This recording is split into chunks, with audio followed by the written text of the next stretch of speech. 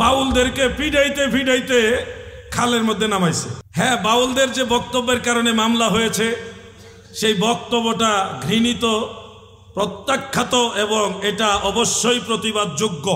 আল্লাহ তাআলার শান ও আজমতের ব্যাপারে এই ধরনের শব্দ চয়ন গ্রহণযোগ্য না। সেই নিরিখে যেই মুফতি সাহেব মামলা করেছেন, প্রশাসনের কাছে দ্বারস্থ হয়েছেন, আমরা তার সাথে সহমত পোষণ করছি, তাকে সাধুবাদ জানাই।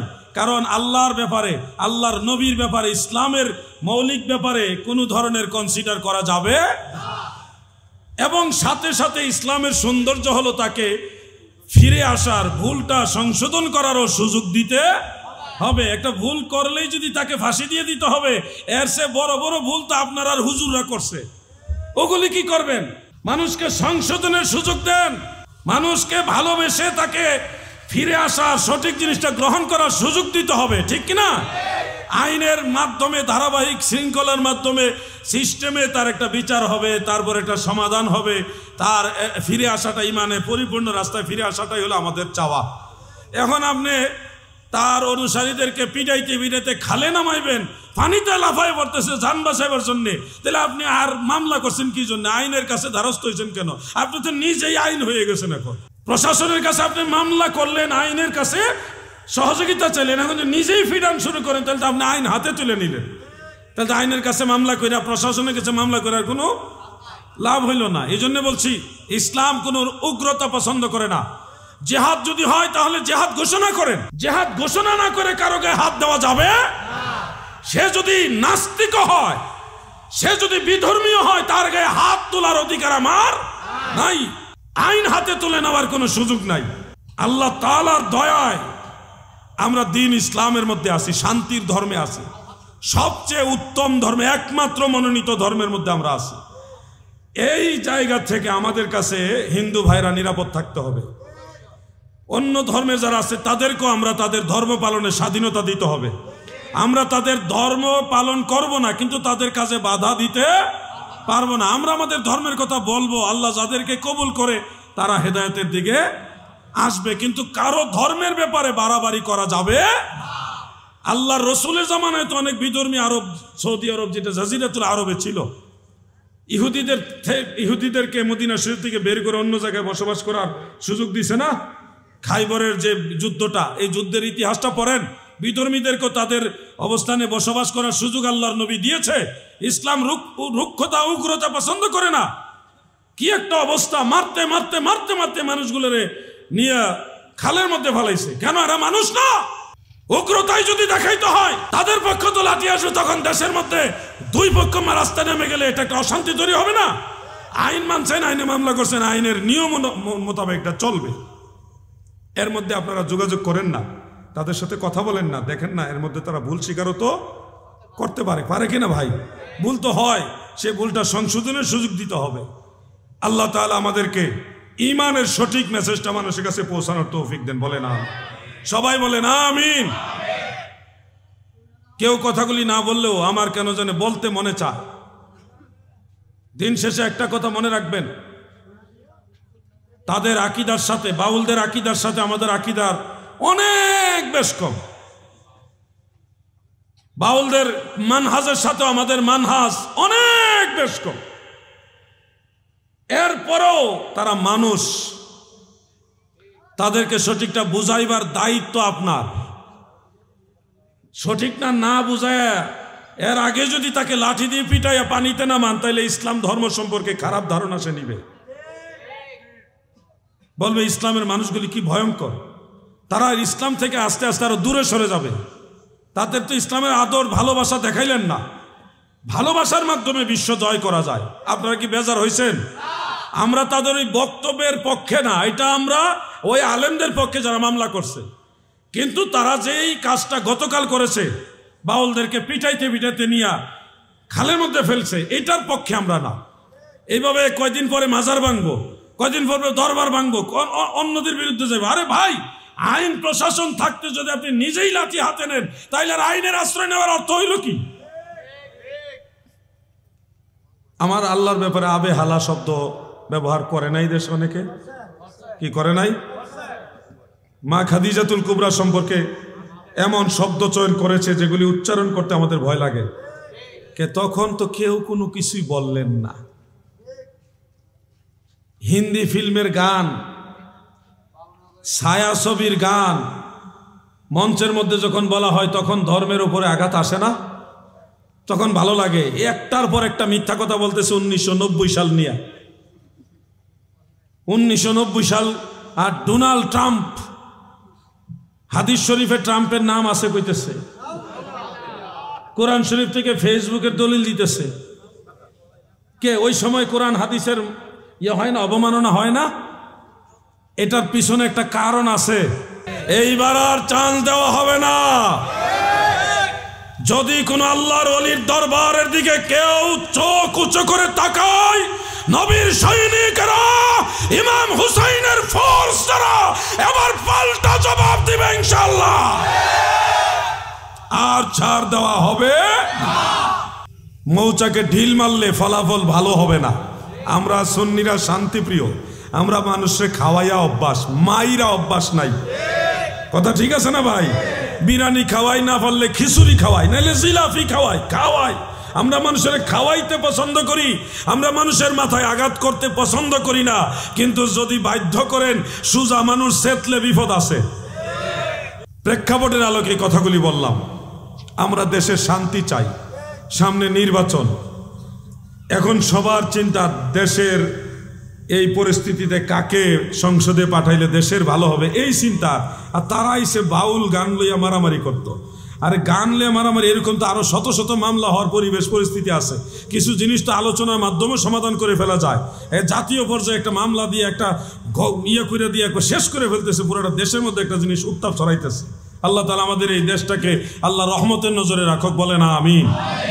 এমনিতেই অন্য দেশে এখন ভিসা দেয় না। আমরা বাঙালি পাসপোর্ট দেখলে, বাংলাদেশের পাসপোর্ট দেখলে ডরায়। কোন দল হিসাবে না, এই দেশে মারামারি কোন দলে করছে এটা তো তারা জানে না। তারা জানে বাংলাদেশের ভিতরে মারামারি হয়েছে। আপনি জানেন মক্কা শরীফ থেকে বাংলাদেশের যারা কাজ করে, কাগজপত্র আছে, বৈধ কাগজ, তারপরও জোর করে দৈরা তারে দেশে বাড়াই দিয়েছে। কেন? ওই মারামারির কারণে। বাংলাদেশ মানে এটা খতরনাক, এটা বিপজ্জনক, তার এই দেশে পাঠাও তাড়াতাড়ি। অন্য বহির্বিশ্বের অন্য রাষ্ট্রের মানুষেরা এই মারামারি পছন্দ করে না, তারা ভয় পায়। রাস্তাটা পার হইতে গেলে, জর্ডানে গিয়ে দেখছি রাস্তা পার হইতে গেলে একটা সুইচে টিপ দিতে হবে। গাড়ি খালি দৌড় মারতে পারবেন না। আপনাকে একটা পিলার আছে, খুঁটি আছে, ওখানে একটা সুইচ আছে, সুইচ টিপ দিলে একটা ওই গাড়ির জন্য রেড সিগন্যাল জ্বলবে, আপনার জন্য গ্রিন সিগন্যাল জ্বলবে, তখন আপনার রাস্তা পার হইতে হবে। এর আগে না, নিয়মের ভিতরে তারা চলে। জর্ডানে অনেক নবী রাসূল সাহাবীদের মাজার। ফিলিস্তিন যাওয়ার আগে জর্ডান যাইতে হয়, কারণ জর্ডানের অনুমতি ছাড়া আপনি ফিলিস্তিন যেতে পারবেন না। মসজিদুল আকসা কন্ট্রোল করে মূলত জর্ডান। মসজিদুল আকসা কন্ট্রোল করে কারা? জর্ডান সরকার পারমিশন দিলে আপনি ফিলিস্তিন যেতে পারবেন। যেহেতু ফিলিস্তিন একটা বড় রাষ্ট্র, দখল করতে করতে করতে করতে ইসরায়েল অনেক জায়গা দখল করে নিয়েছে। ফিলিস্তিনের কোনো নিজস্ব সেনাবাহিনী নাই, তাদের পুলিশ বাহিনী আছে কিন্তু কোনো অস্ত্র নাই, খালি হাতে পুলিশ। এই দুর্বলতার কারণে ধীরে ধীরে পুরো ফিলিস্তিনের ম্যাক্সিমাম জায়গা ইসরায়েল দখল করে নিছে। এখন আপনি ইসরায়েল ক্রস করা ব্যতীত মসজিদুল আকসায় আর যাওয়ার সুযোগ নাই। আমরা যদি এখান থেকে হজ করতে যাই, তাহলে ইন্ডিয়া ছাড়া আমাদের যাওয়ার কোনো রাস্তা আছে? আর কোনো রাস্তা নাই। জলপথ গেলেও ওই ইন্ডিয়ার জল সীমা পার হয়ে যেতে হবে, আকাশ সীমা দিয়ে গেলেও ইন্ডিয়ার আকাশ সীমা পার হয়ে যেতে হবে। স্থলভাগ দিয়ে তার উপায় নাই, রোহিঙ্গার এরিয়া ছাড়া। কথা বলছেন না? তাও তো এটা দুর্গম এরিয়া, পাহাড় পর্বত, এগুলিতে ওইটা উল্টা, ওইটা হবে না আমাদের জন্য। এজন্য ইন্ডিয়ার উপর দিয়ে গেলেই যদি আপনি বলেন ফ্যাসিস্টের দালাল, তাইলে হজে যাবেন কেমনে? কথা বলছেন না? আমরা ফিলিস্তিন গিয়েছি মসজিদুল আকসায়, যেতে গিয়ে ইসরায়েলের বর্ডার ক্রস করা লাগছে, কারণ এ ছাড়া আমাদের আর ওখানে যাওয়ার রাস্তা নাই। একটা মহল আমাদেরকে বানাইছে আমরা ইসরায়েলি। ইসরায়েলের উপর দিয়ে কেন গেছে? এই ব্যাক কল তুই ইন্ডিয়ার উপর ছাড়া হজে যাবি কেমনে? এছাড়া তো আর রাস্তা নয় সেখানে যাওয়ার। যদি আমি আলাউদ্দিন জাহাদি ফিলিস্তিন যায়া না যায়া তাদের এক শায়েক গিয়ে ওখানে দাঁড়াইতো, তারা তো কি পরিমাণ যে তারে ইয়ে করতো, হাইলেস করতো। আর আমরা সুন্নিরাই তো আমাদের বিরুদ্ধে ইয়ে করছে। কেন ফিলিস্তিন গেলাম, কেমনে গেলাম, এই ডরাইতেছে। আমরা সুন্নিরা বেশি ডরায়, ভালো কাজেও ডরায়। ফিলিস্তিন থেকে আসার সময় আমাদের সুন্নি জামাতের লিডাররা পর্যন্ত আমাদের সাথে যোগাযোগ করে না, ডরে। এরা নিয়ে আবার ফাইসা যায়, এরা নিয়ে কোনো সমস্যা পড়ে। আমাদের লিডাররা, বিগ লিডাররা পর্যন্ত আমাদের খোঁজখবর নেয় না, ভয় পায়। আমরা ফোন দিলে ধরে না।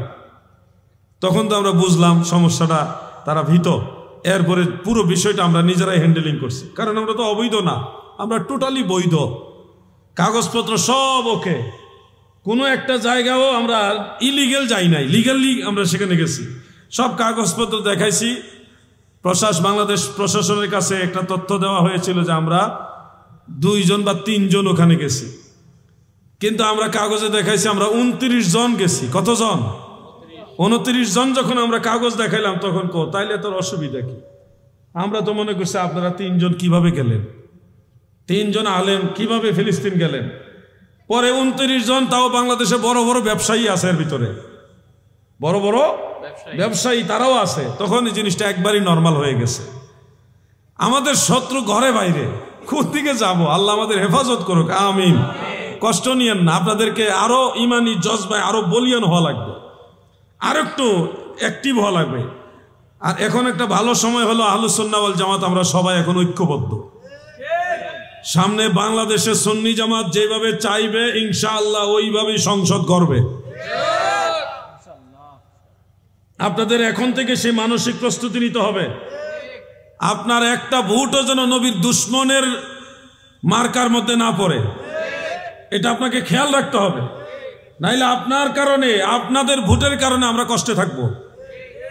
আমি বলছি না যে সব ভোট আমারে দেন, আমি বলছি ভোট তাকে দেন যে আল্লাহর ওলিদেরকে সম্মান করে।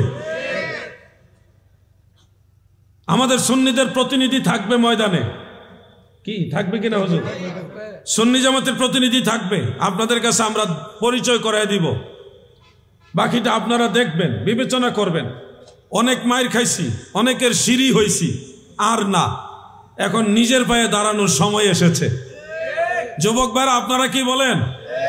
নিজের পায়ে দাঁড়ানোর সময় এসেছে। আর যদি এখনো না বুঝেন, তাহলে আল্লাহ তাআলা আরো ফিডা কিছু আপনাদের জন্য রেডি রাখছে বাজেটে। ফিডা বুঝেননি? আরো কিছু ধুলাই আরো আপনাদের কপালে আছে, যদি এইবারও না বুঝেন আর কি। যেই ডাক আসবে, যখন ডাক আসবে সুন্নি জামাতের যে কোনো সমাবেশে, কাজ থাকলে কাজটা শর্ট করে হলো সুন্নিয়তের পক্ষে আপনারা সময় দিবেন। কথা বলেন, দিবেন কিনা বলেন? এটা আমি আপনাদের অনুরোধ করে গেলাম।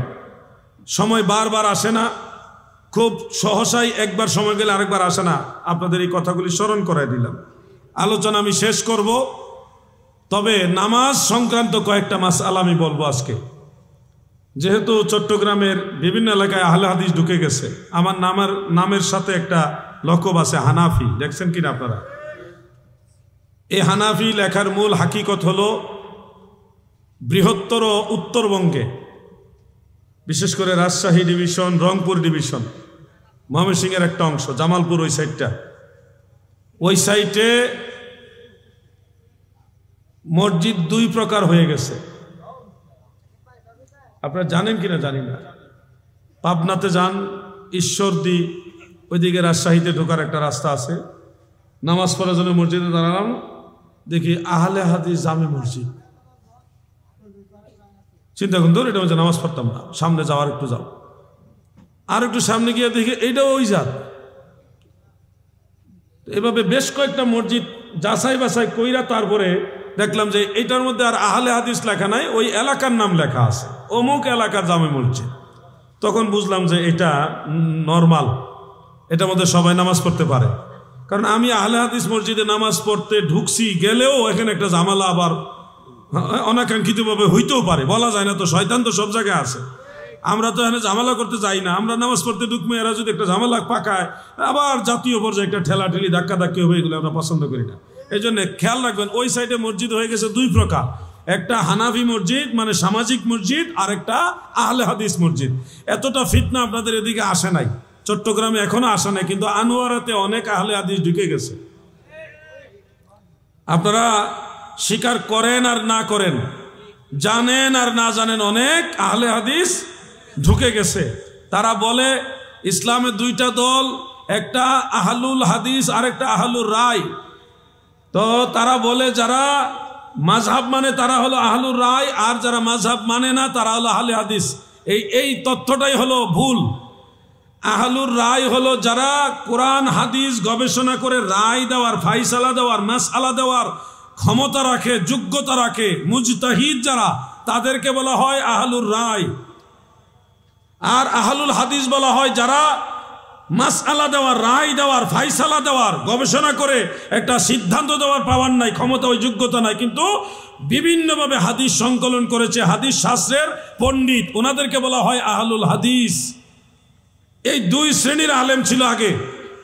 এখন আহলুল হাদিস আর আহলুর রায় দুটাই আহলুস সুন্নাহ ওয়াল জামাতের অন্তর্ভুক্ত। যারা আহলুর রায় ছিলেন তাদের মধ্যে ইমাম আবু হানিফা, ইমাম মুহাম্মদ, ইমাম আবু ইউসুফ, ইমাম শাফিঈ, ইমাম আহমদ বিন হাম্বল, ওনারা ছিলেন আহলুর রায় এবং আহলুল হাদিস একই সাথে দুইটা।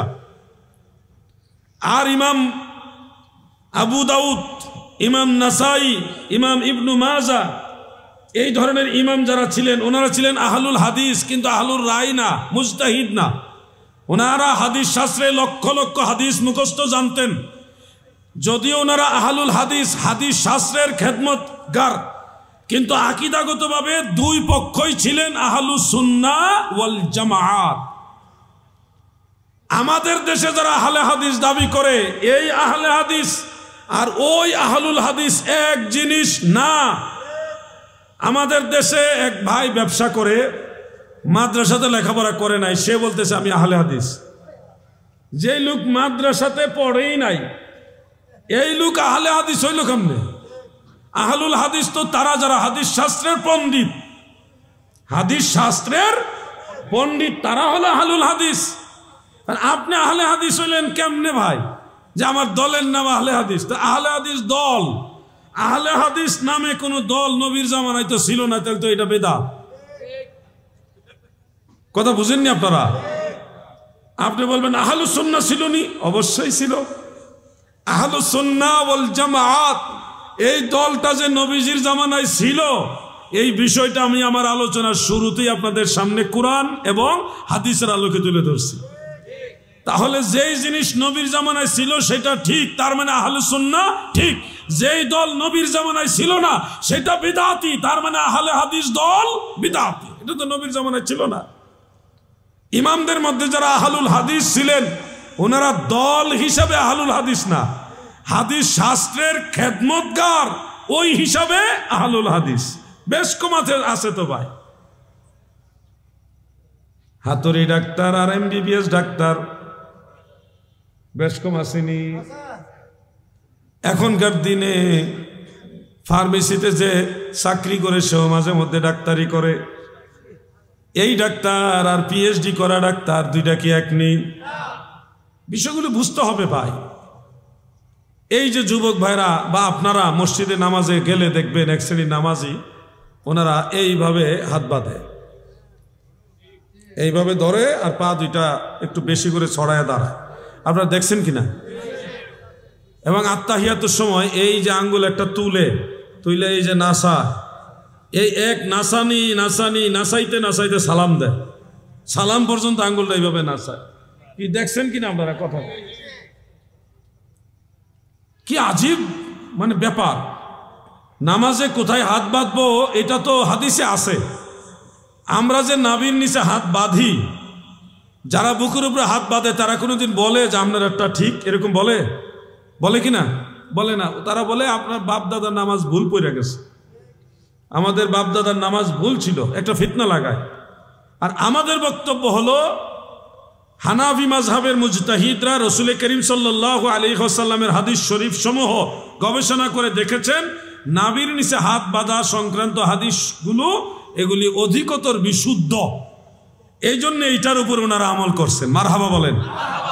এমনকি আমাদের মাযহাবের ইমামগণ ছাড়াও অন্য মাযহাবের ইমামরা পর্যন্ত বলছেন নাভির নিচে হাত বাঁধার হাদিসগুলি শক্তিশালী। যেমন আমি দুইজনের নাম বলে দেই, একজন হলো ইমাম বুখারী রহমাতুল্লাহ আলাইহির উস্তাদ ইমাম ইসহাক ইবনে রাহওয়িয়া রহমাতুল্লাহ আলাইহি, উনি হাফেজুল হাদিস। উনি বলেছেন নাভির নিচে হাত বাঁধার হাদিসগুলি আকওয়া, অধিক শক্তিশালী।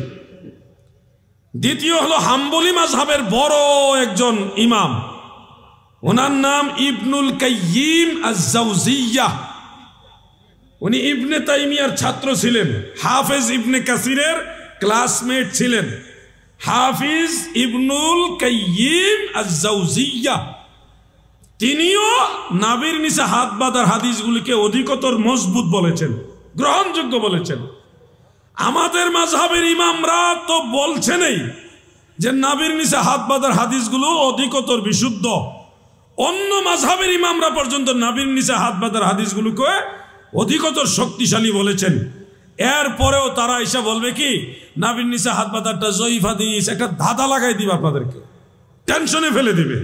আমার দাদু ভাইরা গো, ইনসাফের কথা হলো, ইনসাফ মানে কোনো দলাদলি না করে নিরপেক্ষভাবে আমানতদারিতার সাথে ইনসাফের কথা হলো বুকের উপরে হাত বাঁধার যেই কয়টা হাদিস আছে কিন্তু একটা হাদিস শরীফও সহি না, একটাও সহি না। কিন্তু নাভির নিচে আমরা যারা হাত বাঁধি, আমাদের এই আমলের পক্ষে আমার জানা মতে 9টি হাদিস শরীফ আছে। কয়টি? এর মধ্যে 5টা হাদিস শরীফ হাসান সহিহ, আর 4টা হাদিস শরীফ হলো দুর্বল। 4টা দুর্বল, 5টা হাসান সহিহ। তা যেখানে সহিহ হাদিস আছে ওইটা ভালো না যেখানে একটাও সহিহ হাদিস নাই ওইটা ভালো? কোনটা ভালো? আমার কথার জবাব দেন আপনারা। যেখানে সবগুলি দুর্বল ওইটা ভালো না যেখানে সবলও আছে ওইটা ভালো? এই জন্য হানাফি মাযহাবের ইমামরা বলছেন নাভির নিচে হাত বাঁধার আমল করবেন, এটা সুন্নত। আপনি যান মক্কা মুকাররমায়, কাবা ঘরের অন্যতম বড় ইমাম শেখ আব্দুর রহমান আস-সুদাইসি হাফিজাহুল্লাহ, তিনি নামাজে যখন দাঁড়ায়, ইউটিউবে আপনারা দেখলে পাবেন, উনি নাভির উপরে হাত বাঁধে এবং মাঝে মধ্যেই তিনি নাভির নিচে হাত বাঁধে, দুইটার উপর আমল করে। হাকিকত হলো ইমাম আহমদ বিন হাম্বল রহমাতুল্লাহ আলাইহি 2টা মাসআলা দিয়েছেন হাত বাঁধা সম্পর্কে। একটা মাসআলা হলো তিনি বলেছেন ফাওকাস সুররা, আর একটা হলো তাহতা সুররা, নাভির উপরে হাত বাঁধা, আর একটা হলো নাভির নিচে হাত বাঁধা। এই জন্যে কাবা ঘরের ইমাম শেখ আব্দুর রহমান আস-সুদাইসি হাফিজাহুল্লাহ, তিনি ইমাম আহমদ বিন হাম্বল রহমাতুল্লাহ আলাইহির সেই মাযহাবের অনুসারী হিসেবে মাঝে মধ্যে তিনি নাভির উপরে হাত বাঁধেন, আবার মাঝে মধ্যে তিনি নাভির নিচেও হাত বাঁধেন। মারহাবা। কাবা ঘরের কোন ইমাম বুকের উপরে হাত বাঁধে না। অতএব আমরা নামাজে হাত বাঁধবো কোথায়? যুবক ভাইরা বলেন, মুরব্বীরা বলেন, কোথায় বাঁধবো? নাভির নিচে। বলেন কোথায় বাঁধবো? নাভির নিচে। কথাগুলি একবারে সহজ ভাবে আমি আপনাদের বুঝালাম। এবার আঙ্গুল ইশারা কি এইভাবে একবার করবেন নাকি বারবার শুধু নাচাবেন? একবার ইশারা হবে। এই ব্যাপারে হাদিস শরীফের কিতাব সমূহের মধ্যে অনেক হাদিস আছে, আঙ্গুল ইশারা করার ব্যাপারে অনেক হাদিস শরীফ আছে। তো সেখানে মূল কথাটা হলো ওয়া আশারা বি ইসবাইহি, আর সুনানু আবি দাউদ এবং সুনানু নাসাইতে আছে কানা রাসূলুল্লাহ সাল্লাল্লাহু আলাইহি ওয়াসাল্লাম ইউশিরু বি উসবুইহি ওয়ালা ইউহাররিকুহা, নবীজি আঙ্গুল মুবারক ইশারা করতেন কিন্তু এটাকে নাচাইতেন না, নাড়াচাড়া করতেন না। তো এই যে রিওয়ায়াতগুলির প্রথমটা সহিহ মুসলিমের, যে নবীজি আঙ্গুল মুবারক ইশারা করতেন, এই ইশারা শব্দটাই হলো এক বচন। এক বচন মানে একবার না বারবার? বলেন না কয়বার? তো শব্দের মধ্যেই বোঝা যাচ্ছে ইশারা হবে একবার। এখন যে আপনি বারবার ইশারা করছেন, তাহলে তো আপনি সহিহ মুসলিমের হাদিসের বিরোধী আমল করতেছেন। কুমিল্লার একজন আলেম আছে, 14 গ্রাম মনে হয় বাড়ি, ওনার নাম আবুল কালাম আজাদ বাসার। বাংলাদেশে যারা ফিতনাবাজ আলেম তাদের মধ্যে প্রথম সারিতে ওনার নাম আছে। কয়দিন পরে ভুল বক্তব্য দেয়, বিভ্রান্তিমূলক বক্তব্য দিয়ে মানুষকে একটা পেরেশানির মধ্যে ফেলে। তো তিনি বলতেছে আল্লাহ রসুল সাল্লাল্লাহু আলাইহি ওয়াসাল্লাম আঙ্গুল ইশারা করতেন, এই সাইডটা, এই 3টা আঙ্গুল বৃদ্ধাঙ্গুলির সাথে এইভাবে গোল করে লাগাইয়া এরপরে এইভাবে ইশারা করতেন, এটা হাদিসে আছে। তা আমরা যখন আঙ্গুল ইশারা করি, দেখেন আমার হাতে দিয়ে খেয়াল করেন, এই তো হাত নর্মাল রয়ে গেল, আঙ্গুল ইশারা করি কেমনে? এইভাবে না? তো এইভাবে করলে 4টা আঙ্গুল বৃদ্ধাঙ্গুলির সাথে লাগছে কিনা? তো এটা তো আমরা ওই হাদিসটা আমরাও মানি। ওই হাদিসে কিন্তু বলা নাই যে তাশাহুদের শুরু থেকে সালামের আগ পর্যন্ত এইভাবে আঙ্গুল তুলে রাখতে হবে, ওইটা কিন্তু বলা নাই। বরং বলা আছে আল্লাহর নবী আঙ্গুল ইশারা করতেন, এই 3টা আঙ্গুল বৃদ্ধাঙ্গুলির সাথে লেগে থাকতো, আর শাহাদাত আঙ্গুল মুবারক এইভাবে উঁচা করতেন। তো আমরা তো ইশারা এইভাবেই করি, এই যে আশহাদু আল্লা ইলাহা ইল্লাল্লাহ যখন বলি, তখন আমরা এই 3টা আঙ্গুল বৃদ্ধাঙ্গুলির সাথে লাগায় গোল করে ধরে আঙ্গুলটাকে এইভাবে আমরা তুলে ধরি। কথা বুঝতেছেন আপনারা? এখন নবীজি রাসূল পাক সাল্লাল্লাহু আলাইহি সাল্লাম আঙ্গুল ইশারা করতেন একবার। বাইহাকির সুনানুল কুবরার মধ্যে উল্লেখ, হযরত আনাস ইবনে মালিক রাদিয়াল্লাহু আনহু রওয়ায়াত করেছেন, নবীজির আঙ্গুল ইশারা করতেন যখন তাওহীদের বাক্য পাঠ করতেন তখন। তো তাশাহুদের মধ্যে তাওহীদ বা আল্লাহর একত্ববাদের কথাটা কখন আসে? আশহাদু আল্লা ইলাহা ইল্লাল্লাহ, এটাই তো আল্লাহর কথা, আল্লাহর একত্ববাদের কথা। তাহলে হাদিস অনুযায়ী তাওহীদের ইশারা করতেন দয়াল নবীজি আঙ্গুল ইশারা দ্বারা। তা আমরা তো সেই সময় করি। এখন ধরেন তাওহীদের কথা শেষ, এখন চলতেছে আল্লাহুম্মা সাল্লি আলা মুহাম্মদ ওয়া আলা আলি মুহাম্মদ কামা সাল্লাইতা আলা ইব্রাহিম ওয়া আলা আলি ইব্রাহিম। ওই সময় আঙ্গুল এটা আপনি কি বুঝাইবেন? ওই সময় তো আল্লাহ একক এই কথাটা নাই এখানে। এখন তো নবীর দুরূদ শরীফ চলতেছে, তো লজিকে তো মিলে না। লজিকে মিলে যখন আল্লাহ একক, আশহাদু আল্লা ইলাহা ইল্লাল্লাহ, আমি সাক্ষ্য দিতেছি আল্লাহ একক, ওয়াহিদ, তিনি একক, আল্লাহর কোনো শরীক নাই। ওই কথাটার সময় আমি এই আঙ্গুল ইশারা করে বুঝাইলাম আল্লাহ একজন, আল্লাহ একক। নবীর কথা বলতেছেন, আবার দোয়া করতেছেন, হ্যাঁ দোয়ায় মাসুরা পড়তেছেন, ওই সময় আঙ্গুল ইশারা করে আপনি কি বুঝাইতেছেন? লজিকই তো মিলে না। এই জন্য বলবে এরা ফিতনাবাজ, এদের থেকে দূরে থাকতে হবে, সন্তানদেরকে সঠিক জিনিসটা শিক্ষা দিতে হবে, অথবা অন্যথায় আপনার সন্তান কিন্তু বিভ্রান্ত হবে। আপনার সন্তান কিন্তু কথা শুনবে বাতিলদের। আমার এই আলোচনাগুলি যদিও আপনাদের কাছে মনোরঞ্জনের আলোচনা না, কিন্তু ওই কথাগুলি প্রত্যেকটা দলিল সম্মত কথা। আজ হোক কাল হোক প্রত্যেকেরই কথাগুলি প্রয়োজন হবে। আমাদের দেশে এখনো কিছু লোক বলেছেন মানুষ মারা গেলে 40 নাকি 4 দিন 5 দিন আগে করতে হবে। কোরআন ও হাদিসে কি আছে খুলে বললে খুশি হব। মানুষ মারা গেলে 40 নাকি 4 দিন 5 দিন আগে করতে হবে, বলতে কোন দিনের 4 দিন আগে? ও, এটা একেবারে ইজি। মানুষ মারা গেলে 40 দিনের মাথায় জিয়াফত করতে হবে, এটা শর্ত নয়। আপনার সুবিধা হয়েছে 35 দিনের মাথায়, ওকে। আপনার সুবিধা হয়েছে 39 দিনের মাথায়, ওকে। আপনার সুবিধা হয়েছে 30 দিনের মাথায়, ওকে।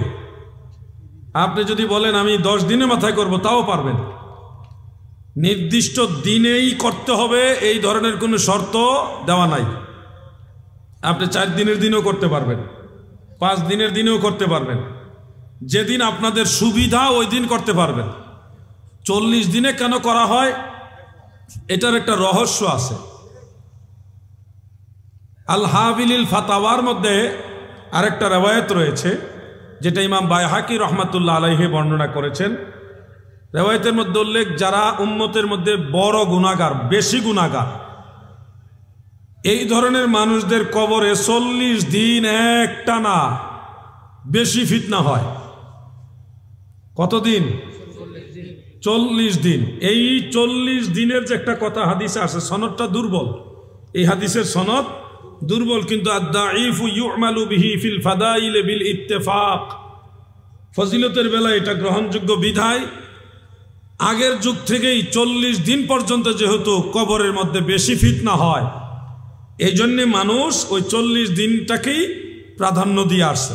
আপনারাও যদি 40 দিনে করতে চান জায়েজ আছে, কিন্তু আগেও যদি আপনি করতে চান তাও জায়েজ আছে। এটার জন্য এমন কোনো ফিক্সড দিন নাই যে অমুক দিনই করতে হবে। কথা ক্লিয়ার, বুঝতে পারছেন? ফুকাহায়ে আহনাফ তিনারা বলেছেন 3 দিন পর্যন্ত কোনো ধরনের জিয়াফত করা যাবে না। মানুষ যেদিন মারা গেছে ওই দিন করা যাবে না, এরপরের দিনও করা যাবে না, এরপরের দিনও না। এই 3 দিন নিষেধ, মাকরুহ। কারণ এই 3 দিন সুখ পালন করা সুন্নত। মানুষ মারা গেলে 3 দিন সুখ পালন করা কি সুন্নত। এই সুন্নতের সময় 3 দিন পার হয়ে গেলে 4 দিন থেকে এরপরে আপনার সুবিধা মতো যে কোনো একদিনে আপনারা এই জিয়াফতের অনুষ্ঠানটা, দোয়ার অনুষ্ঠানটা করতে পারবেন। কথা ক্লিয়ার, বুঝতে পারছেন? আল্লাহ তাআলা আমাদের বোঝার তৌফিক দেন, আমিন। মানত পূরণ করতে না পারলে কি করা যাবে? কোরআন ও হাদিসের আলোকে বর্ণনা করলে খুশি হব। মানতটা কি ধরনের সেটার উপরে এটার মাসআলা আসবে। হুট করে একটা মাসালা দিলে হবে না। একটা মাসালা, একই মাসালা অবস্থা ভেদে অনেক রকম হয়।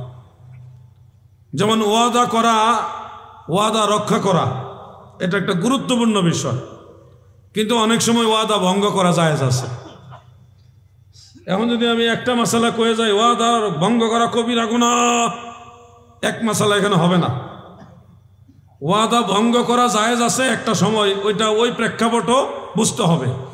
এখন মান্নত পূর্ণ করা ওয়াজিব, মান্নত পূর্ণ করা কি ওয়াজিব, কিন্তু কোনো কোনো সময় প্রেক্ষাপট না বুঝে মাসআলা দেওয়া ঠিক না। আমাদেরকে আমাদের উস্তাদ যারা, আমাদের ফকি হুজুর যারা আমাদেরকে সার্টিফিকেট দেওয়ার আগে স্পেশাল ক্লাস করাইছে, করায় বলছে ফতোয়া দিতে হলে এই বিষয়গুলি দেখবা, এইভাবে এইভাবে বিচার বিশ্লেষণ করে তারপরে ফতোয়া দিবে, এর আগে ফতোয়া দিবা না। এই জন্য মান্নতের মাসআলাটা অবস্থা বুঝে আপনার জন্য এটার মাসআলা হবে। যদি আপনার তৌফিক নাই, মান্নত করেছিলেন এখন তৌফিক নাই, এটা একরকম হাল। অথবা তৌফিক আছে ইচ্ছা করে দিচ্ছেন না, ওইটা আরেক রকম হাল। মান্নতটা কি গুনার কাজে করছেন না সওয়াবের কাজে করছেন, এটার আরেকটা ব্যাপার আছে। হ্যাঁ, মান্নতটা কি আল্লাহর নামে করছেন নাকি গায়রুল্লাহর নামে করছেন, এখানেও আরেকটা ব্যাপার আছে। মান্নতের অনেক ধরন আছে, ওই ধরন বুঝে হলো মাসআলা। আপনার প্রশ্নটা অসম্পূর্ণ, সংক্ষিপ্ত, যার কারণে আমি এইভাবে একটু বুঝিয়ে বললাম। যদি বিস্তারিত আমাকে বলেন তাহলে ওইভাবে বলার চেষ্টা করবো ইনশাআল্লাহ। সরাসরি প্রশ্ন করার কেউ আছেন? না, তালাকের মাসালা মাহফিলে করবেন না, কখনোই না। এটা জটিল মাসালা এবং এটা অনেক রকম হইতে পারে। অনেকে সুবিধা নিবে, অনেকে সুবিধা নিবে।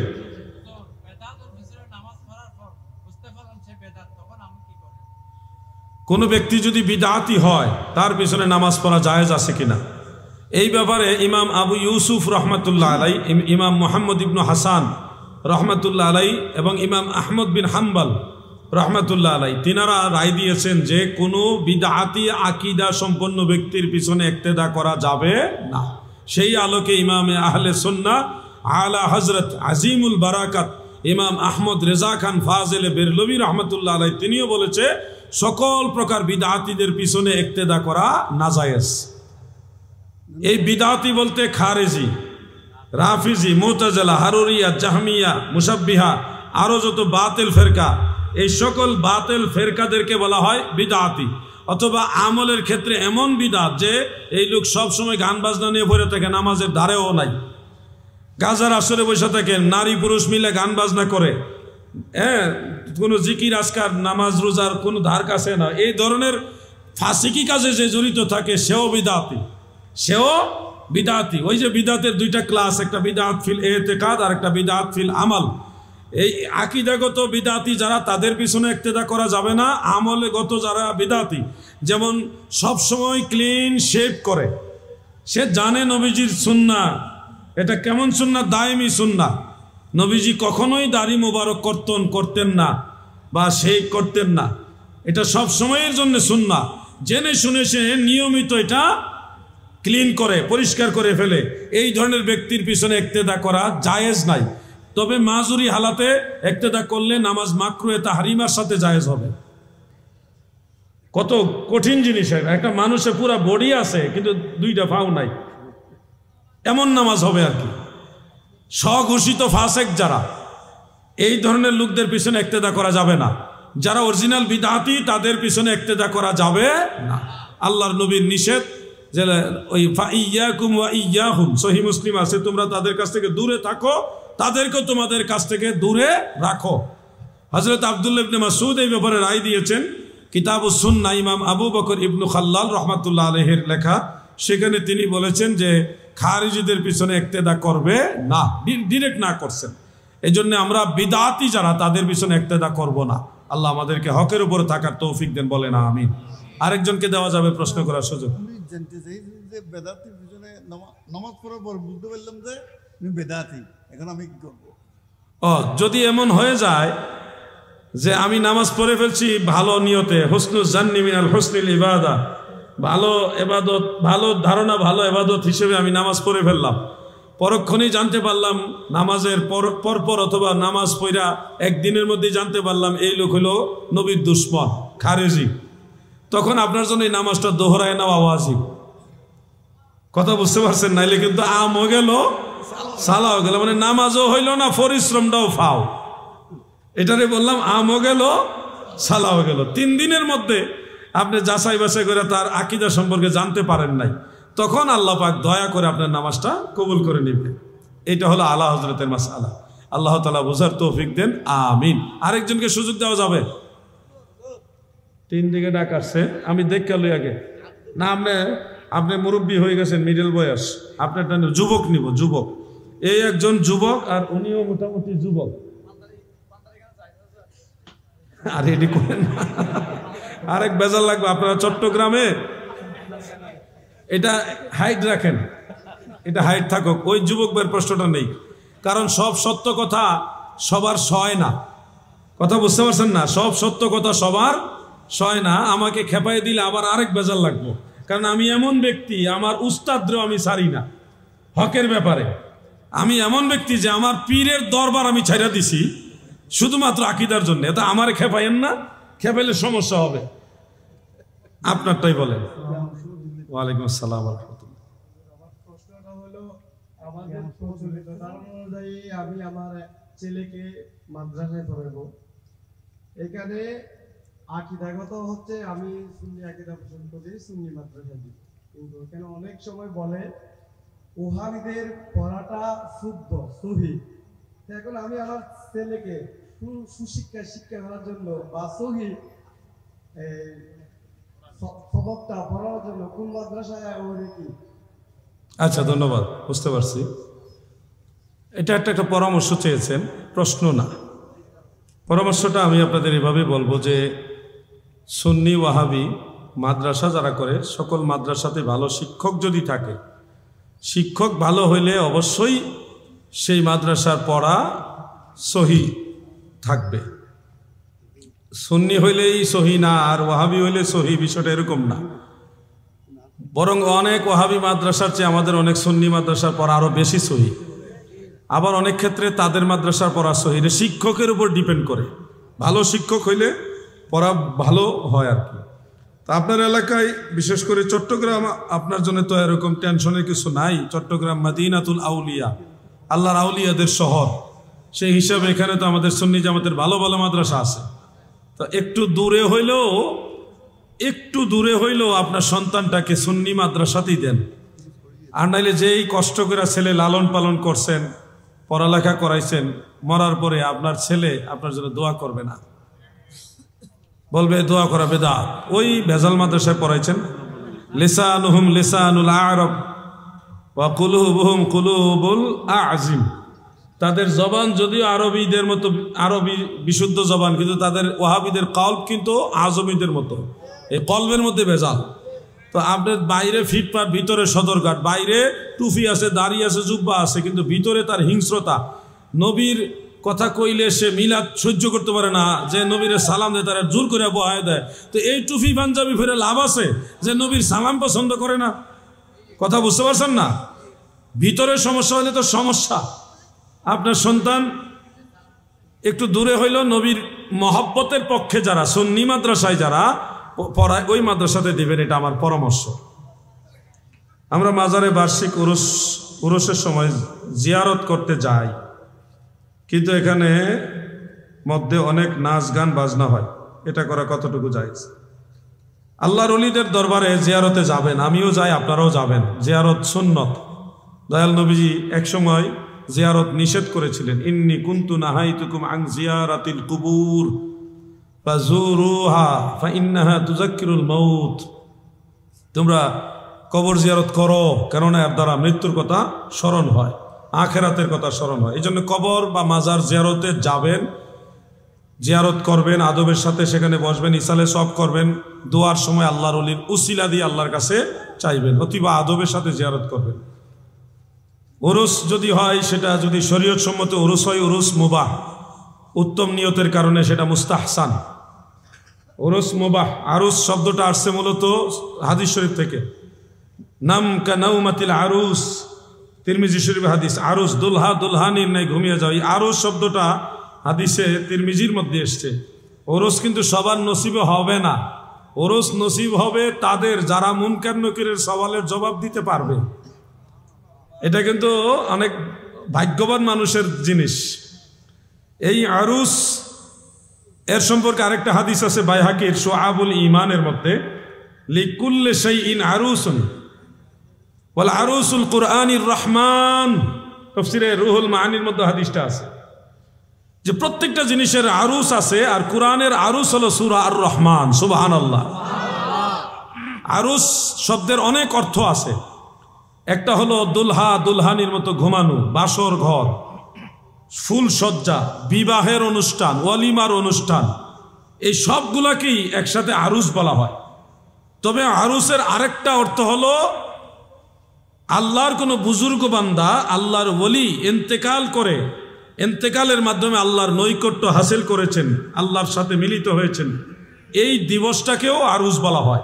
লুগাতের কিতাব আপনারা খুললে পেয়ে যাবেন, আরবি টু আরবি লুগাত, যে আল্লাহর কোনো ওলি ইন্তেকাল হলে তার এই ইন্তেকালের মাধ্যমে আল্লাহর সাথে নৈকট্য লাভ করেছে, এই জন্য তার এই ইন্তেকালের দিবসটাকে বলা হয় আরুস।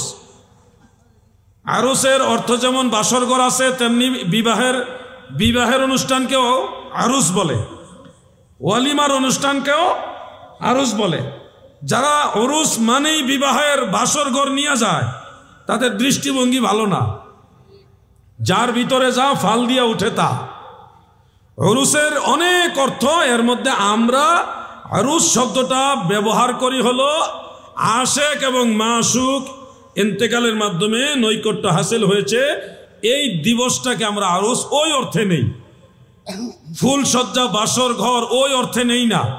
বিবাহের অনুষ্ঠান, ওয়ালিমার অনুষ্ঠান ওই অর্থেও নেই না। আমরা নেই আশেক এবং মাশুকের মিলন, ওই অর্থে। একই শব্দের অনেক অর্থ থাকে।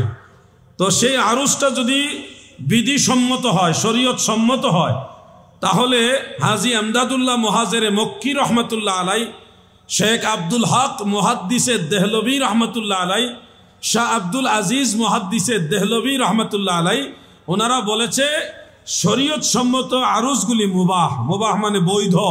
যদি এখানে ভালো নিয়ত থাকে তাহলে এটা মুস্তাহসান হবে, উসুল মোতাবেক জায়েজ হবে।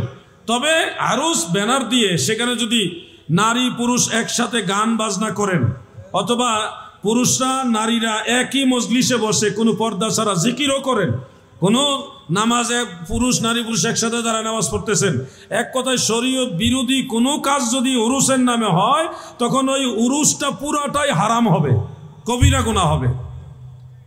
আর এটার মধ্যে সোয়াবের কিছুই থাকবে না, কারণ এটার মধ্যে হালাল এবং হারাম দুইটা মিক্স করে ফেলেছেন। যদি হালাল এবং হারামের পার্থক্য আলাদা করে রাখতে পারেন, বৈধ অবৈধ শরীয়তের মানদণ্ডে ঠিক যথাযথ রক্ষা করতে পারেন, তখন এটা সোয়াবের কাজ হবে। আর যদি আরুসের নামে মহিলা শিল্পী না গান বাজনা করাইলেন, একজন মহিলা শিল্পী আরেকজন পুরুষ শিল্পী গান গাওয়াইলেন, আবার দেখা গেছে লোকে হরেক রকম বাদ্যযন্ত্র বাজাইলেন, ইসলামে শুধুমাত্র দফ বাজানো জায়েজ। মনে রাখবেন, দফ বাজানো জায়েজ। বিবাহের প্রচারের সময় দফ বাজানো জায়েজ। আপনি যদি একাকিত্ব দূরীকরণের জন্য বৈধ গান এবং সেক্ষেত্রে দফ ব্যবহার করেন, সেটাও হানাফি মাযহাবে জায়েজ বলেছেন। এক কথা, ইসলামী সঙ্গীত আপনি দফ বাজায়া বলতে পারবেন, কিন্তু ঢোল বাজানো হারাম, বাঁশি বাজানো হারাম, অন্যান্য যত বাদ্যযন্ত্র আছে এগুলি টোটাল হারাম। চার মাযহাবের ঐকমত্যে হারাম, কোনো মাযহাব এটাকে জায়েজ বলে নাই। দুই একজন ইমাম এটার পক্ষে কথা বলার পরে পরবর্তীতে বড় বড় ইমামরা এগুলি রদ করে দিয়েছেন, বাতিল বলে ঘোষণা করে দিয়েছেন। অতএব আপনি যদি শরীয়ত সম্মত উরুস করেন আমরা আপনাদের সহযোগিতা করব, উরুস করেন, উরুস জায়েজ আছে, কিন্তু ভাই নিয়মের বাইরে চললে আর এটা জায়েজ থাকবে। আল্লাহ আমাদের বুঝার তৌফিক দেন, বলেন আমিন। সবাই বলেন আমিন।